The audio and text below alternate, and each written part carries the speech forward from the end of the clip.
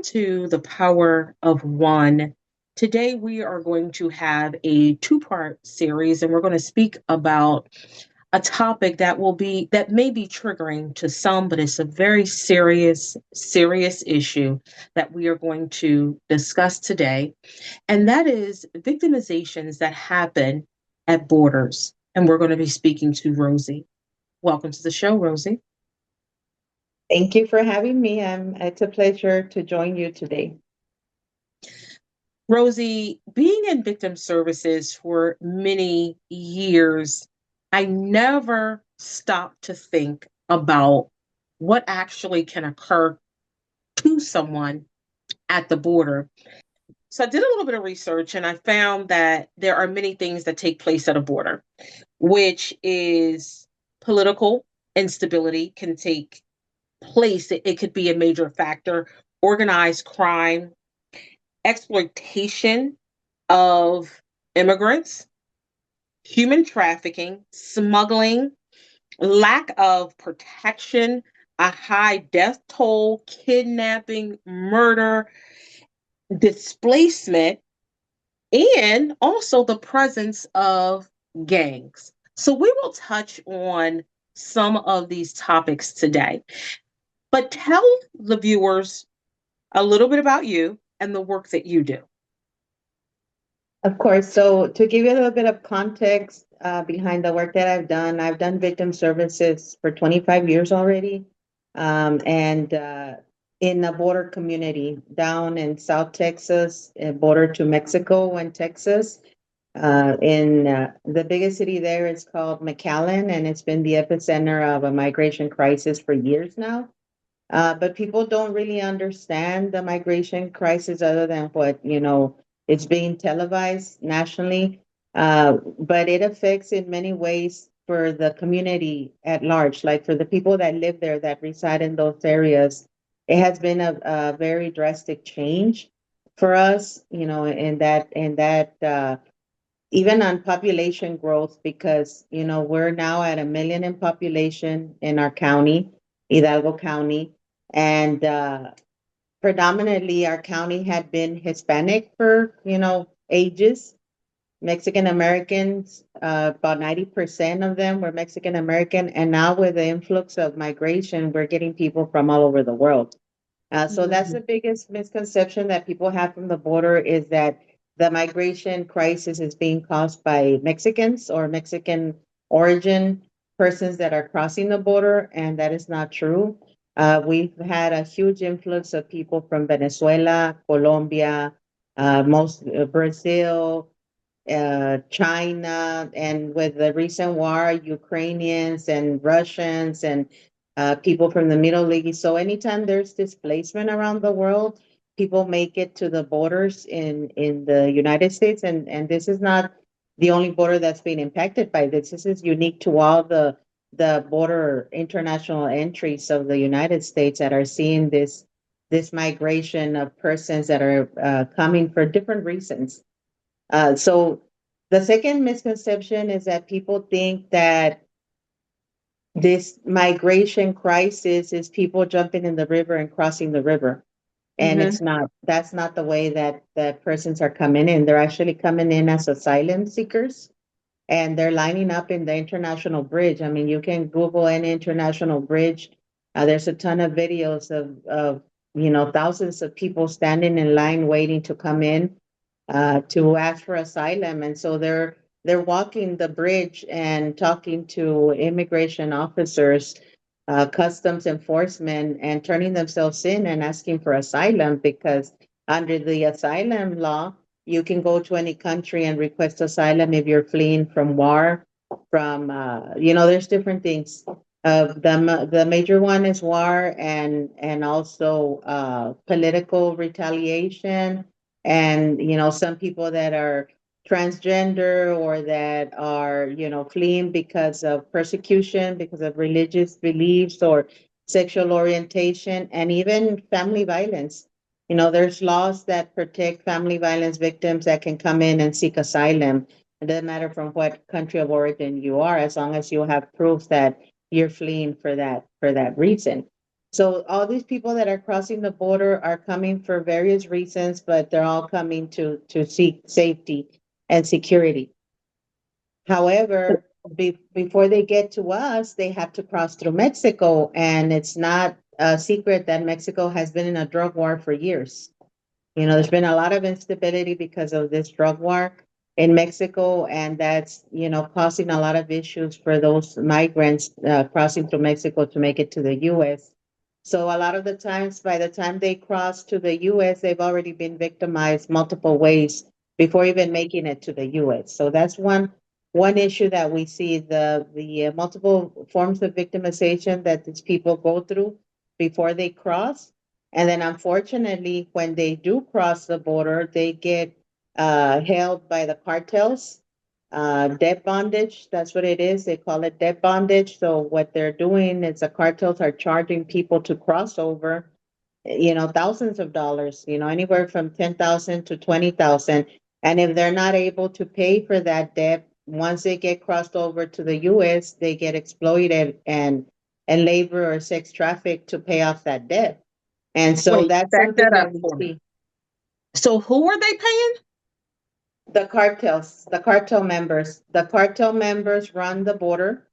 They charge a fee to anyone that lives in the border, that works in the border, or that is trying to cross over. So they extort people. That's usually the form of work that they do. They do extortion. So if somebody's trying to cross the border and they get held by the cartel, they're going to have to pay the fee to cross and then the extortion money. So we were getting a lot of cases where the person was willingly smuggled. You know, they paid to get smuggled, but then they were held hostage and extorted, and they started extorting their family members, and the debt just kept accumulating, and they were being placed in either labor trafficking or sex trafficking to pay off a debt that essentially was never, you know, paid because it was absurd amounts. We even got to a point where we were seeing that they were branding them with like bracelets of different colors, so that they knew how much that debt was. So, for example, and I'm just making this up, I Mhm. don't have the exact amount, but like if you were wearing a yellow bracelet, that meant that you owe $10,000 to the cartel. And so it was a form of them tracking, you know, people. We even had some cases where where the different cartel members from different rival cartels or different gangs, they were stealing humans from each other to kidnap them and pay for ransom. Let So me ask you it a was, question, Rosie. So with this, do you ever see that there's family members? Because we know, which is very unfortunate, there are children who are human trafficked. So do you ever see where a family is human trafficked like all together? I personally never had a case like that, but we did have a lot of unaccompanied minors that were being crossed over. I think in one year we had like 67,000 unaccompanied minors that went through our border, you know, just our border in McAllen, Texas. So this was a problem, you know, but you know, Melanie, this is not a new problem. This is not something recent.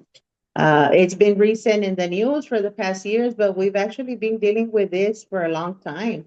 The unaccompanied minor situation started since the Clinton administration.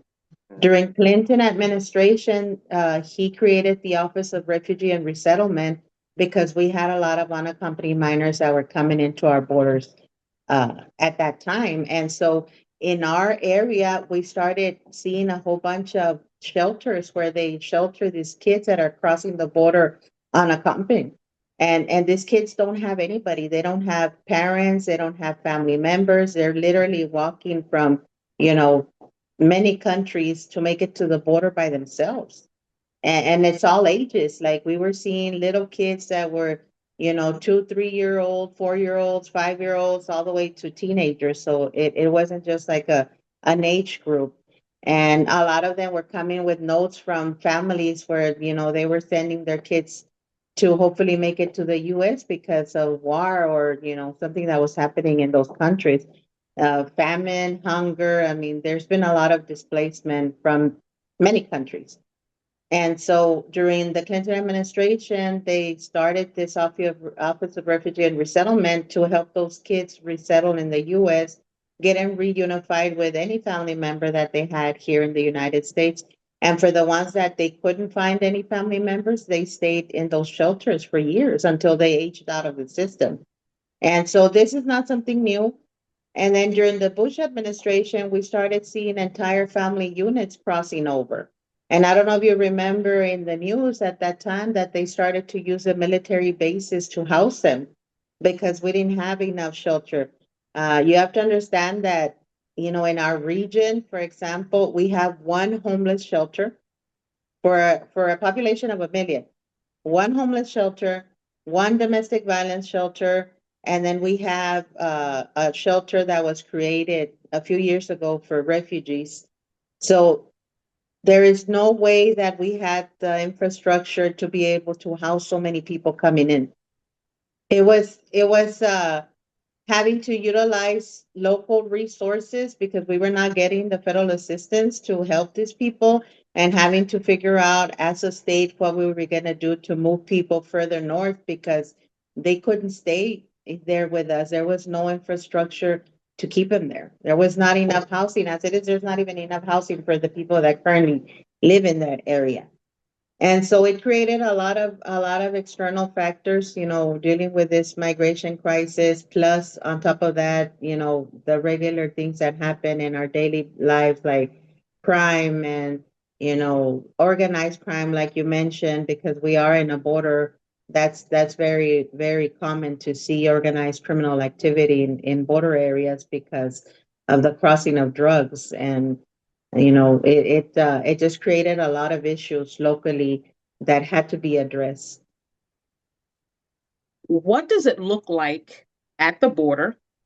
And so just paint a picture for us. So say a family or a person is wants to escape where they live because of war, and they arrive at that border. What does it actually look like? Paint it step by step, and I guess a good scenario as opposed to a bad scenario. So is there ever a time where someone can come up to that border, and can they, like, go through? Tell me like a good scenario and then like the worst case scenario. Okay, so prior to this new administration, the process was you made it to the border. If you were able to get to the bridge, you would turn yourself in to a U.S. Customs enforcement officer, and then they would, essentially book you in, talk to you about your story, why you were seeking asylum, and then they would give you what's called the notice to appear. So basically telling you your claim is valid, but we need more information and you have to go before a judge. So then they would give those NTAs to those persons, and then they would be free to go to whatever destination they had in the US, either a family member or a shelter, wherever it is that they were going. So that was a process. But because we were getting so many people, like thousands of people coming in daily, they had to set up makeshift centers where they were booking people and getting their information, and so that was a process.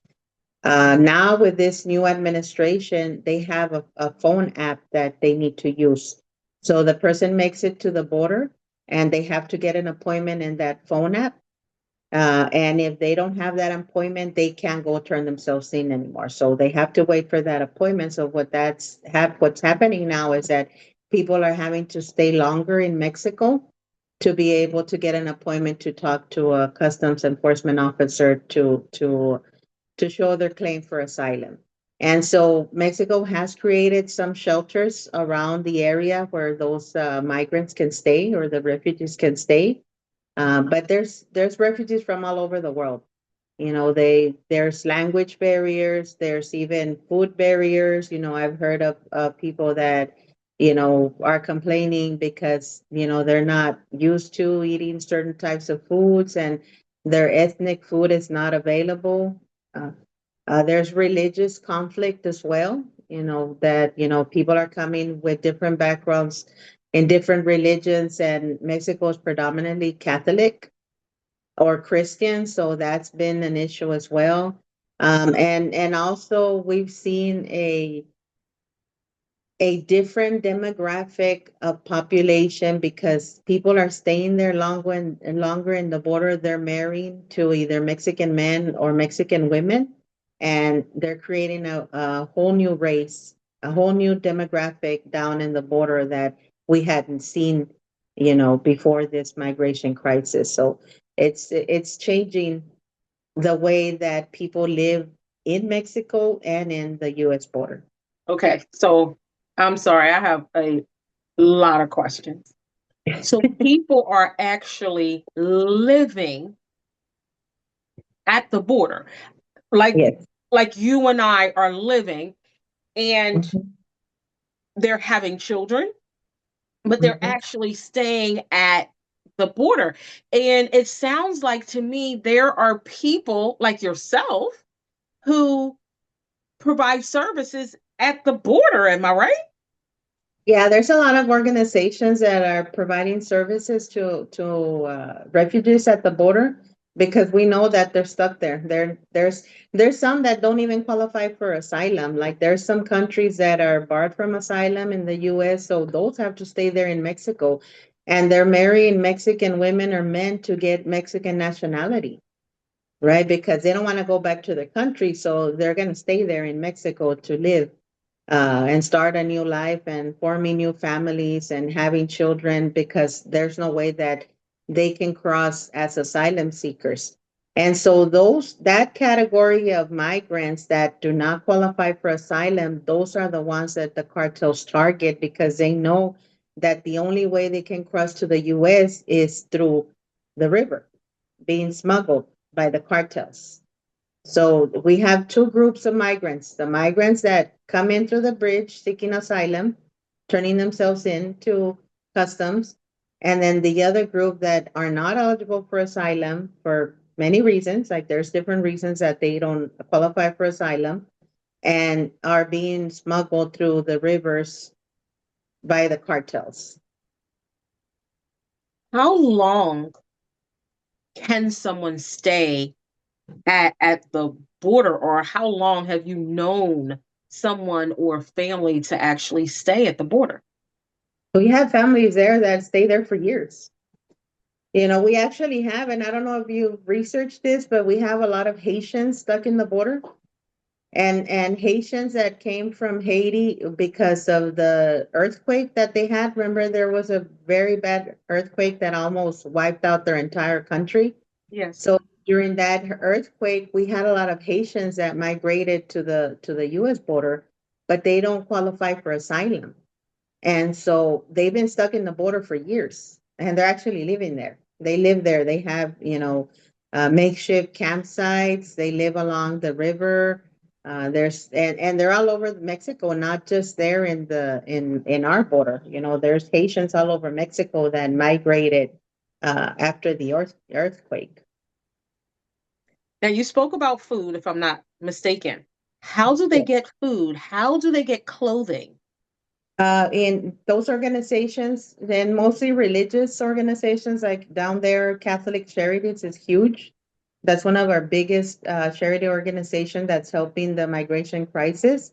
They started the Respite Center. I don't know if you've heard of Sister Norma Pimentel. She's been like on the news a lot because of her work with the migrants and the refugees.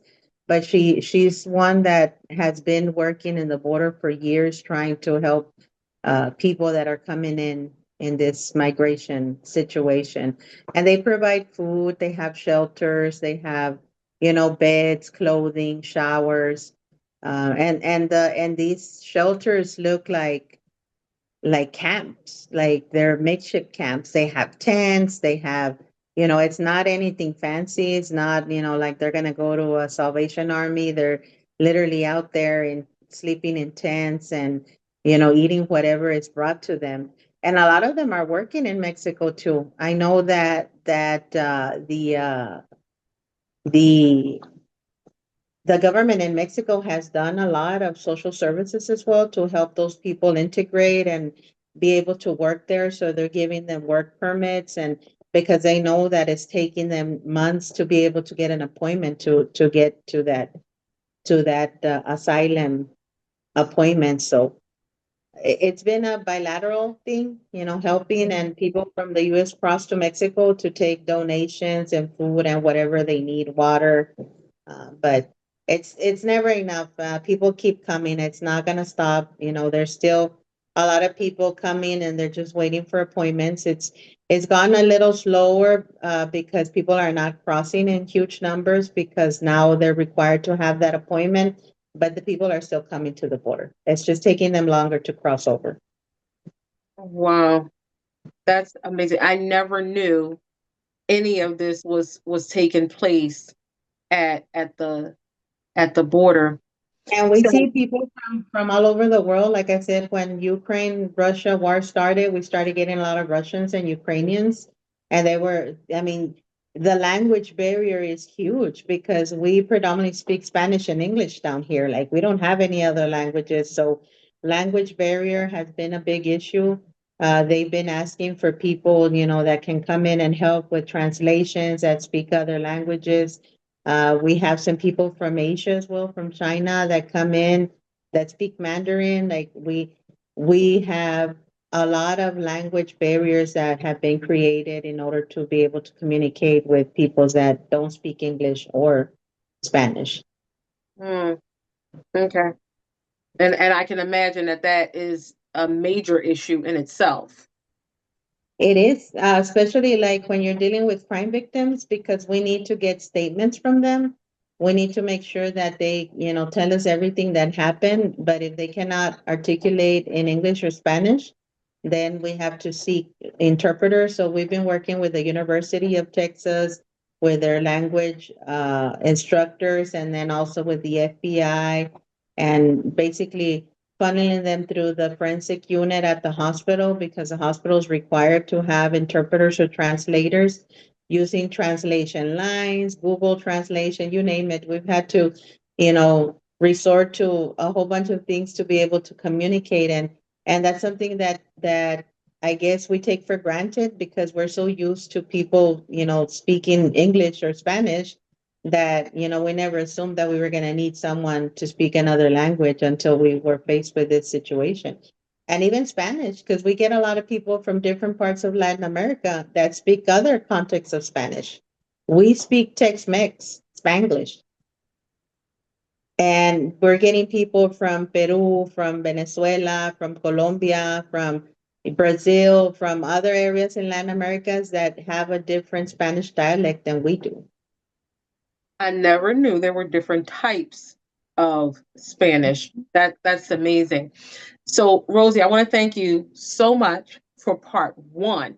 Viewers, please stay tuned for part two, where we'll dive in and speak about the victimizations and how they're served at the border. Thank you so much for joining me today for this very serious and very major topic.